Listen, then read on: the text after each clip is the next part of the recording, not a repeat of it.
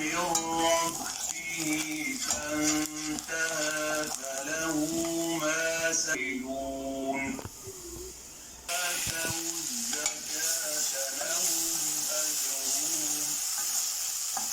لهم أجرهم عند كل نفس ما كسبت بدين إلى أجل مسمى فاكتبوه وليكتب بينكم كاتب بالعدل ولا يأب كاتب ترضون من الشهداء أن تضل إحداهما فتذكر القرآن لا يأتون بمثله عند الله عز وجل.